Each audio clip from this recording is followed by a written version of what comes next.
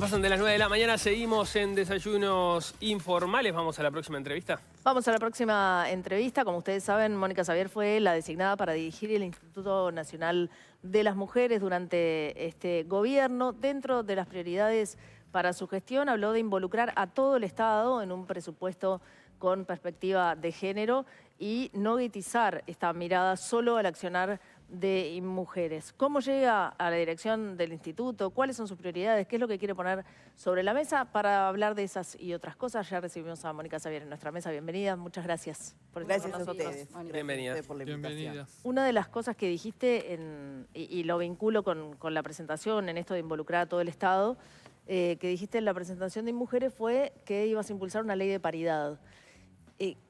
¿Qué implica una ley de paridad? ¿A quiénes involucra? ¿En qué ámbitos? En fin. No quiere decir que el instituto vaya a promover iniciativas legislativas. Quiere decir que la temática va a estar en estos 5 años y que esperamos concluya en una norma, porque la verdad que la ley que hoy nos rige, que es la de que una persona de diferente género debe estar por terna representada para el legislativo, ya ha dado cuenta de que no es suficiente para que las mujeres lleguen al Parlamento. No funciona, o sea, si cómo vemos el Parlamento actual... Bueno, justamente el Parlamento actual está hecho fundamentalmente la representación, y tomemos el Senado, porque en diputados la legislación y la ingeniería electoral son más complejas, porque el Frente Amplio resuelve listas paritarias a su interior. Entonces hay un número importante y casi que en exclusividad de mujeres senadoras frente amplistas. Hay partidos de los 3 que componen el Senado que no tienen una sola representante en el Senado titular. Entonces, seguramente se desarchive el proyecto que fue presentado en la legislatura tras anterior por parte del Frente Amplio. Pero la temática la vamos a tener incorporada y en ese pasaje yo decía, vamos a mantener un programa de la gestión anterior que tuvo en el instituto una línea para capacitación de mujeres políticas. El diagnóstico está hecho y hace muchos años por nuestras académicas. El gran cuello de botella está dentro de los partidos políticos. Es allí donde se promueve o se obtura que las mujeres lleguen a los lugares. Por eso, cuando hay 3 lugares para cubrir, la ley se aplica de manera minimalista y se coloca en el tercer lugar a la mujer. No alcanzan los votos, la mujer no sale. Y ahí te pregunto, porque es un tema que siempre está, el tema de la capacidad o la no sé cuánto, ¿no? Que siempre aparece.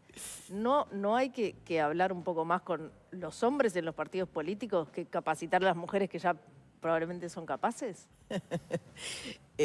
Bueno, sí, esas son de las tantas excusas que siempre salen en un país que promedialmente las mujeres son más capacitadas que los varones, ¿no? Es una discusión. Yo he insistido en que hay que hacer mucha pedagogía política porque, sin duda, esto supone compartir el poder de otra manera. Y ahí viene la gran disputa. Es compartirlo, pero supone un desplazamiento de algunos y por eso las resistencias. Entonces, yo creo que la gran aliada en esto es la sociedad y que tenemos que persistir en esa pedagogía política que haga entender que cuando las decisiones se toman, todos tenemos que estar representados de manera equitativa, al igual que lo estamos en la propia sociedad, que somos el 52%. Entonces yo hice hincapié porque creo que no solo para la cuestión de la participación política, para la convivencia, rediscutir las masculinidades en nuestro país es clave. Nosotros tenemos como mandato legal atender, por ejemplo, en situaciones de violencia y también en situaciones de trata a varones victimarios. Y es una necesidad que cuando tú hacías la primera cita, que es si nos reducimos al radio de acción del instituto, es muy poco lo que podemos hacer, es que justamente la respuesta es con la transversalidad en el Estado. Nosotros necesitamos a la educación formando en igualdad. Nosotros necesitamos a los otros ministerios dando oportunidades y removiendo obstáculos para que las mujeres lleguen. Y al conjunto de la sociedad que va también más allá del propio Poder Ejecutivo, tiene que ver con el Poder Legislativo, tiene que ver con el Poder Judicial. Entonces, se avanza y la consigna de alguna manera pretende resumir: cuando todas las mujeres avanzan, la sociedad avanza. Son situaciones estructurales y por tanto no se arreglan solo de un lado, solo de un aspecto. Y el Estado necesita estar coordinado. Entonces está muy bueno y los invito a ver en la página del Ministerio y en un lugarcito ahí un poco reducido que esperamos expandir del Instituto Nacional de las Mujeres, todos los compromisos que cada ministerio hizo para este primer año, ¿no?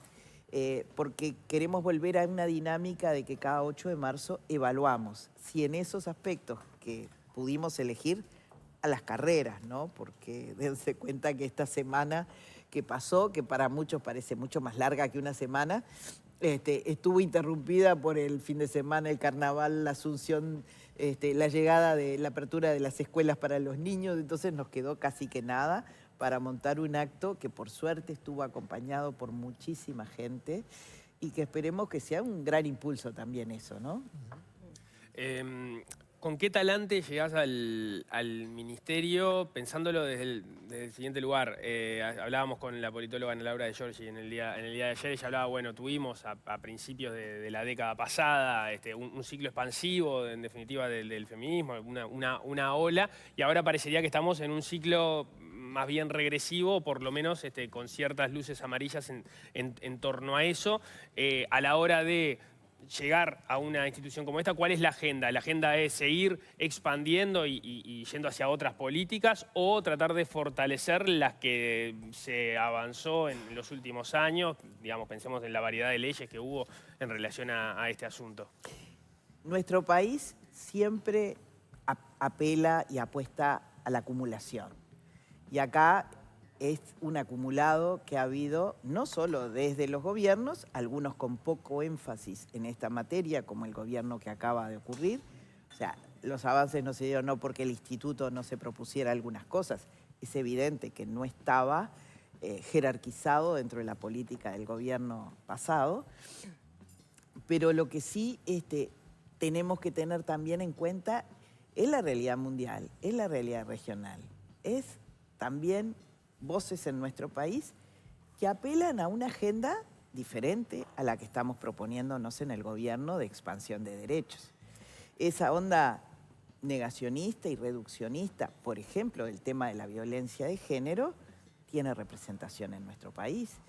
Y nosotros vamos a dar debate sobre eso, pero esencialmente lo vamos a dar con la sociedad, porque tenemos que partir de la base de que la violencia es muy democrática, que no va a dejar de existir en sectores altos, en sectores culturalmente elevados, en el territorio. La violencia llega a todos lados. Y lo que necesitamos es que la gente se ponga en la piel de. Primero, existe. Segundo, tiene formas que le impactan de manera diferencial. No es lo mismo las características que existían en diciembre del 19, cuando el doctor Tabaré Vázquez declara la emergencia en esta materia, a hoy que notoriamente en los territorios, en algunos sobre todo, el impacto del crimen organizado, el impacto del narcotráfico, las consecuencias en general que hemos tenido sobre nuestra salud mental también atraviesan esas formas de violencia. Hay nuevas preguntas para dar respuestas y nosotros tenemos la responsabilidad de ser rectores en la capacitación de los funcionarios del Estado. Y sin duda que necesitamos que no haya puertas equivocadas, que cuando llegas a la puerta correcta el funcionario no reestigmatice la situación, no revictimice. Y entonces es una tarea muy, muy importante y permanente además. No puede tener discontinuidades, porque es el policía. Ayer Mujeres Rurales me decían, es el policía rural el que encuentra y tiene que advertir la situación de violencia de una mujer que está a kilómetros de todo, de los servicios, de los vecinos, de todo. ¿Tá? Es la maestra que tiene que detectar en el comportamiento del niño o en determinadas huellas que está siendo víctima directa o está siendo víctima indirecta. Y en esto quiero hacer un paréntesis. Hay que poner sobre la mesa la violencia vicaria. Es la denominación que tiene en el mundo. Es aquella violencia que se ejerce contra los propios hijos del varón agresor para hacerle daño a la mujer. Y parece increíble, pero es. Entonces, empecemos por reconocer la realidad. Empecemos por reconocer que los datos que nos da el CIPIAF año a año, incrementales, sobre violencia sexual de nuestras niñas, niños y adolescentes, después tiene un curso esa persona. Y no nos puede pasar lo que ha pasado en episodios recientes, de que cuando esa persona asume lo que le pasó y lo verbaliza, se le dice prescripto. ¿Tá? Y lo único que pudimos mejorar hace ya unos cuantos años fue decirle, vas a tener capacidad de ir y denunciar. Pero el delito seguía prescripto porque los consensos no dieron para esto que acaba de desarchivarse nuevamente, un proyecto que los declare imprescriptibles. Entonces vos abrís un mundo y decís, bueno, ¿podremos con esto? Siempre se puede. Salvar una vida, llegar antes, siempre tiene que ser un objetivo. Ojalá podamos dar un salto cultural en donde, bueno, la convivencia, el reparto del poder esté más equilibrado. Recién decías que durante el gobierno que pasó no había estado jerarquizado y mujeres, y me imagino que lo que estás diciendo también, porque dijiste, no porque mujeres no haya querido, entiendo que hablas de Mónica Botero y sus intenciones. ¿Pudiste hablar con ella en este tiempo? Claro. ¿Intercambiaron sobre el funcionamiento del instituto, en fin? Sí, sí, fue una transición muy fluida. Hubo posibilidades de tener muchas y extensas reuniones y también participé de algunos ámbitos que tenían reuniones periódicas y eso sirvió como inmersión para entender la realidad. El problema es que la realidad es compleja. ¿Ah? Tenemos pocos funcionarios, un presupuesto menguado y demandas crecientes. ¿Y ella te manifestó esto de la falta de jerarquización por parte del gobierno hacia el instituto? Bueno, yo creo que esa valoración la tiene que hacer ella. Lo que me queda claro es que, por ejemplo, en áreas como el desarrollo de la autonomía económica de las mujeres, que se pueden hacer muchas cosas, el presupuesto se lo lleva a la respuesta de violencia. Y entonces se ve reducido. Y desarrollar la autonomía económica de las mujeres es clave para llegar antes o para llegar mejor. Cuando una mujer sufre violencia, pero está empoderada y tiene autonomía económica para ella y sus hijos, tiene la libertad de tomar un camino propio. Cuando la mujer se ve sometida a una dependencia económica, que no tiene vivienda alternativa, que no tiene un salario para sostenerse ella, sus hijos y seguramente los adultos mayores de ese hogar que seguirán quedando en su cuidado, las condiciones son terribles y soportan cosas que no deberían soportar. Adelante. En la campaña electoral, empiezo de nuevo. Es verdad que en el marco del 8 de marzo, las cuestiones vinculadas a las mujeres y todos los desafíos y las temáticas empiezan a estar más en agenda, sube un poco la espuma, pero lo llamativo, y ayer lo comentábamos en la entrevista con Ana Laura de Giorgi, fue que en realidad durante toda la campaña electoral, incluso 8 días antes del 8 de marzo, en el discurso de asunción de Orsi, hubo un gran silencio vinculado a todos los desafíos de las mujeres, el mismo silencio que todos los partidos políticos asumieron en la campaña electoral con todos los desafíos que tienen las mujeres y las cuestiones de género, porque no fue un tema jerarquizado con el que se hizo campaña. Y es doblemente llamativo, particularmente para el Frente Amplio, porque en sus definiciones a nivel orgánico se define como una fuerza política antipatriarcal. ¿Qué lectura haces de esta gran ausencia? Las dificultades que existen culturalmente para asumir esto, porque justamente tiene esos empujes, como que un congreso hace que la fuerza política se defina como antipatriarcal y antirracista, pero después decae. Y muchas veces, cuando colocas el tema, dicen, no, pero hablemos de estos otros temas. Y lo que tenemos que concebir es que este tema atraviesa todo. A ver, la invitada que tuvieron antes, si no hubieran existido algunas definiciones para remover obstáculos que las mujeres en las Fuerzas Armadas tenían, no se hubieran dado determinados avances de las mujeres y que aún falta muchísimo en ese lugar.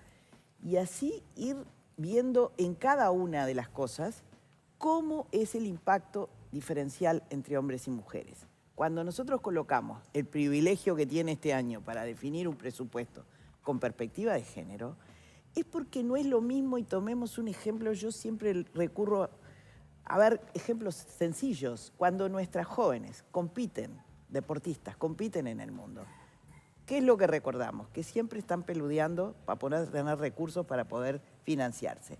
Bueno, ¿por qué el presupuesto destinado a deportes no tiene un presupuesto diferencial para que nuestras jóvenes compitan?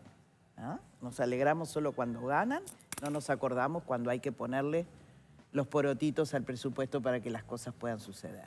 Entonces, hay trabas culturales para asumir las temáticas de manera permanente, hay desjerarquización porque, bueno, este es un tema de mujeres, no señor, como quisimos traducir en la consigna. Este es un tema de la sociedad. Si todas las mujeres pueden avanzar, la sociedad puede avanzar. Uruguay puede crecer con una subrepresentación de las mujeres en el empleo, con esas dificultades estructurales. Ayer decíamos, nosotros necesitamos jerarquizar talentos.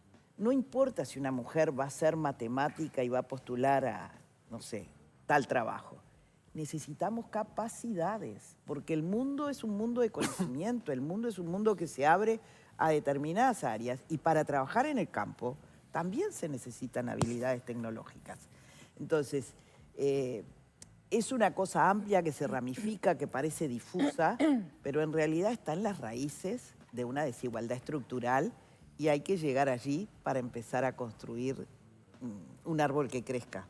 Hace un rato hablaste sobre la declaración de emergencia nacional en violencia de género, es algo que está en el programa del Frente Amplio, entiendo que se va a declarar, te pregunto cuándo y qué implica. O sea, no ¿qué ha acciones dejado de concretas? estar la emergencia, lo que no ha tenido es jerarquización. Entonces, de las cosas que hablamos de este tema, con el secretario de Presidencia, por ejemplo, con Pacha Sánchez, es cuál va a ser el talante, y el talante tiene que ser que aprovechemos la discusión del presupuesto justamente para que los recursos estén asignados de una manera significativa a aquellas áreas claves, pero que también reestudiemos, y en eso le va mucho a la Rectoría del Instituto de las Mujeres, estas nuevas cosas que impactan, que no estaban en la realidad del 19 y que hoy en el 25 están realmente haciendo eclosión. Las violencias en los territorios, cómo atraviesan esas situaciones, la situación de la emergencia en salud mental. Y son nuevas preguntas para las que los funcionarios y las políticas tienen que tener nuevas respuestas, por lo menos tienen que complejizarlas.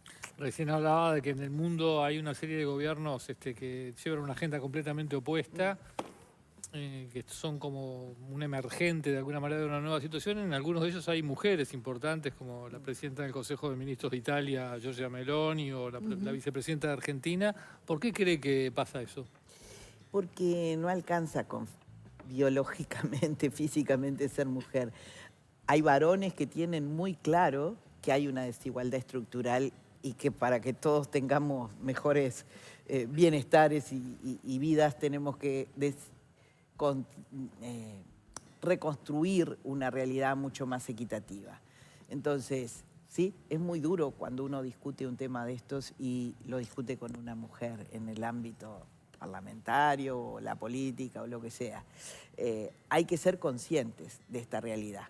Y bueno, en general las mujeres tienen más predisposición a entenderlo porque lo sufren, pero eso no es exclusivo. Hay mujeres que creen que la forma de hacer política y de plantarse en el mundo es el estereotipo masculino, y contra eso también hay que... ¿Y a qué adjudica, más allá de que haya mujeres o no, esta ola mundial de esta nueva derecha tan distinta a la derecha tradicional y también tan exitosa en algunos países? Hay hombres muy poderosos. ¿No? Tenemos básicamente aquella gente que mueve capitales superiores a los PBI de muchos países tomando decisiones políticas. Y creo que eso los hace dominar comunicacionalmente, políticamente, en muchas áreas, y tener un poder superior al que pueden tener aquellos gobiernos que son electos con el voto de la ciudadanía. Entonces me preocupa la paz mundial, sí, me preocupan los equilibrios, Me preocupa esa concepción que, como yo decía, no es solo negacionista de la agenda de géneros y tiene en su blanco a las feministas y a los activistas LGTBIQ+. Me preocupa que es toda una concepción que niega el cambio climático. A ver, un Milei que niega el cambio climático y se le acaban de morir 16 personas producto de justamente la variabilidad climática. Para tomar un ejemplo recientito, pero hay miles, ¿no? Esa gente que dice que el multilateralismo no sirve. Sin duda, muchos decimos desde hace mucho tiempo que hay que mejorar, que lo de 1945 no es aplicable a la realidad actual, pero que el mundo tiene que tener una gobernanza. Y esta gente dice que no, que el multilateralismo es una supranacionalidad y ellos son nacionalistas a ultranza. Niegan en muchos países el pasado reciente y los delitos de lesa humanidad. Entonces, es toda una concepción armada de la cual hay que reconocer, porque cuando me dicen, ¿y se podrá negociar esta posición, esta otra? Bueno, lo primero es reconocer que son dos concepciones diferentes.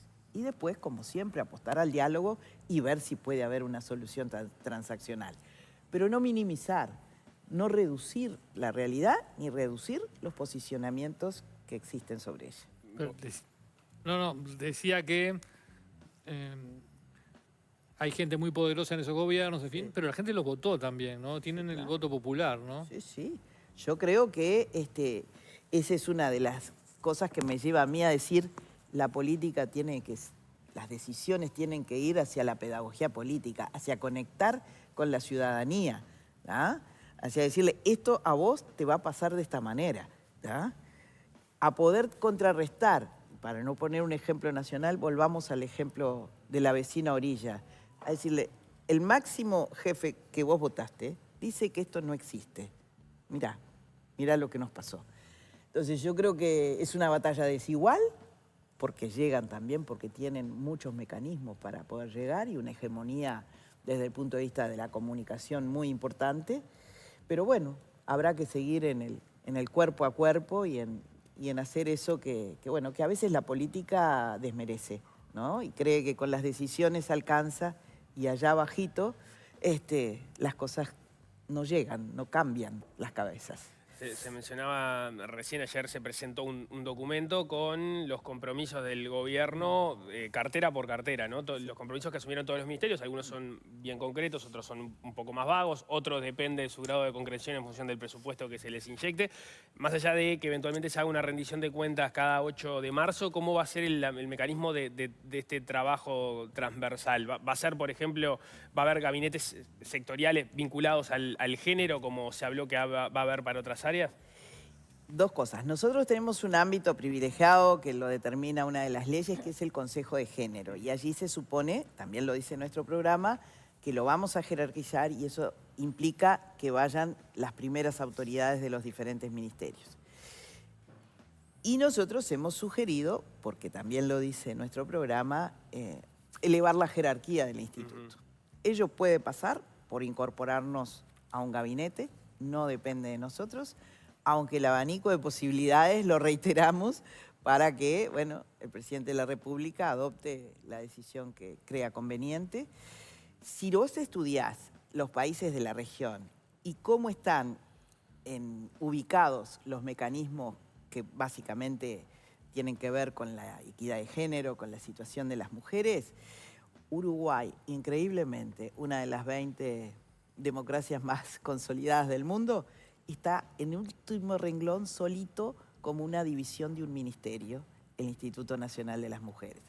Los demás tienen secretarías que dependen directamente de la presidencia, ministerios de igualdad, ministerios de la mujer, ¿no? Tienen mecanismos mucho más jerarquizados, autonomía económica. Nosotros una división dentro de un ministerio obviamente que no la tenemos.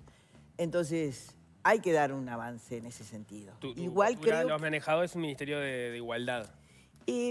Yo creo que cualquier cosa que vaya haciendo un camino en ese sentido hay que apoyarlo.